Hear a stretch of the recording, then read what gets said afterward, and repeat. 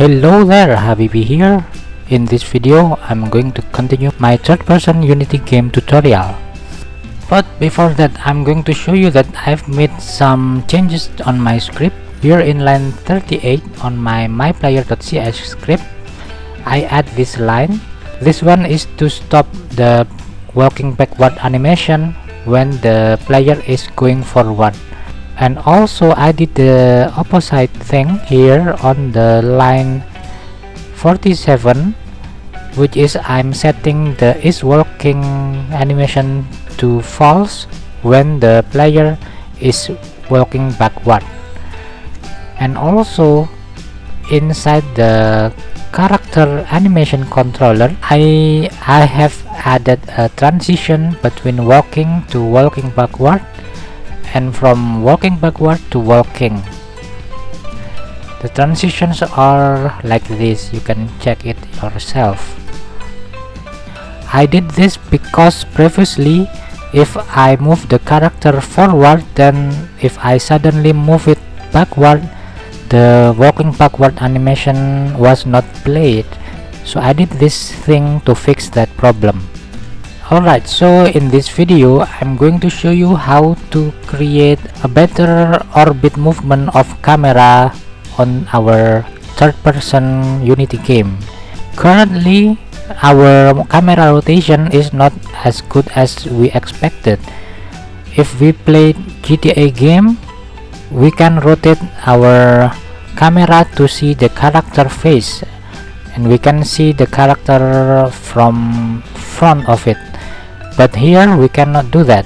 If we rotate the camera, we directly rotate the player and we cannot see the player face, I mean the character face.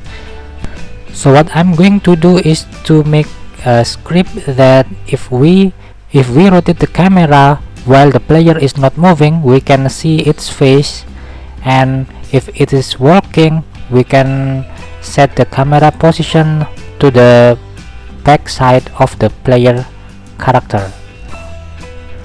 To do that, let's open our myplayer.cs script and let's make it available for public by creating public static myplayer variable. We need to make this myplayer script to be public so we can access it from anywhere on the Unity. And on the start method, we define that p equals to this, and we also need a variable, a boolean variable, and we call it is moving, and we set the is moving value to false by default. And here we add an if statement. We check if the value of joystick.horizontal and joystick.vertical, if they are 0, both of them 0, we set the value of is moving to false, and else if the value are not 0, we set the value of is moving variable to true. And then we edit the myRotationTouchPad.cs script. Let's duplicate the public transform rotatable H and public transform rotatable V and rename them to rotatable H not moving and rotatable V not moving. Why did we duplicate these two variables? It is because if the player is moving, if we rotate the camera, we want to rotate the player. But if the player is not moving, what we are going to rotate is only the parent object of our camera. So only our camera is rotating, so we can see the character from front view. And here on my RotationTouchPad.cs script on line 75, I am making some changes here. Here I make an if statement. I check if my player.p, which is the player object, if it is moving or is the value of is moving variable is true, then we rotate the rotatable H object, which is the character or player object itself.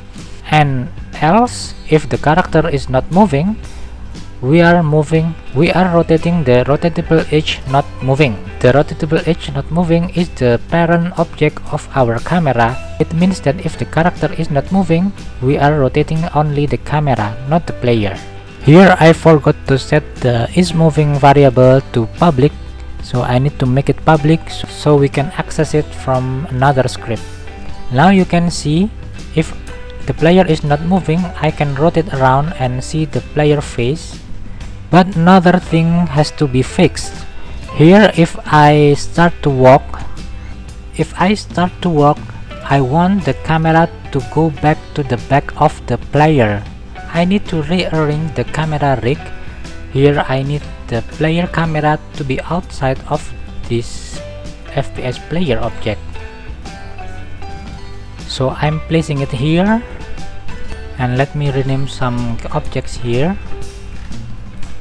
Then I will need to create a new script for the camera to follow the player smoothly. So I'm going to reuse my old script on my blog, on my website. You can find it here, and I'm going to create a script called cam follows player, like this one, and I copy the script here and paste it on my Unity script. Then I attach the script to my player camera.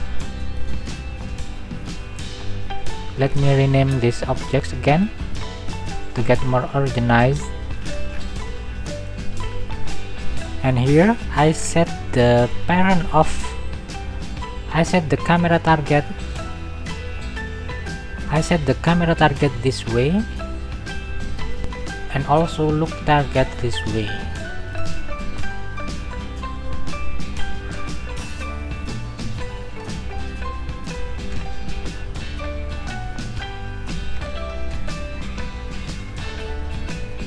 Now you can see that the camera movement is smooth and better.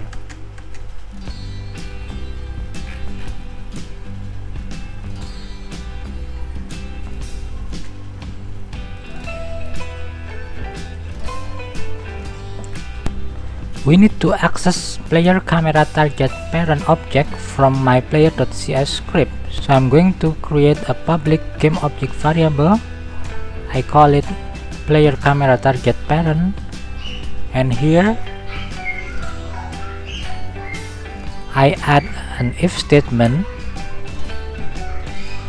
If its moving value is true, then we set the camera target parent rotation to match the rotation of the player. So here we add player camera target parent dot transform dot rotation equals to transform dot rotation, which means the rotation and transform of the player object. Now if I play the game,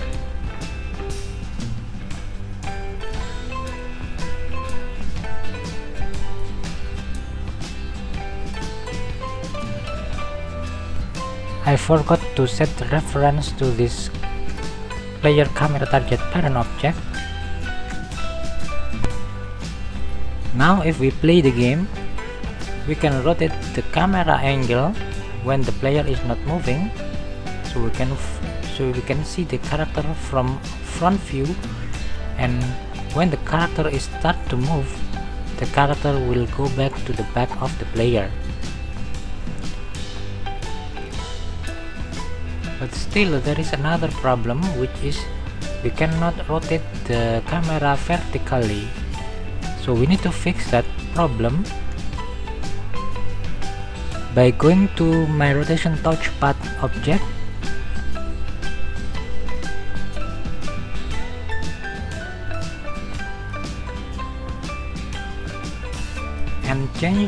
and change the reference to rotatable V object. Previously the rotatable V object is set to player camera target. I need to make the player camera target parent as the rotatable V, and now it is fixed. If we play the game, we can rotate the camera vertically and also horizontally to orbit the player, and if the player is starting to move, the camera will go back to the back side of the player. You can adjust the camera movement speed to a lower value of S speed, and we are done. We can nicely orbit the player, and whenever we move the player, the camera will follow it. Okay, thank you for watching this tutorial. See you next time on my next videos. Bye bye.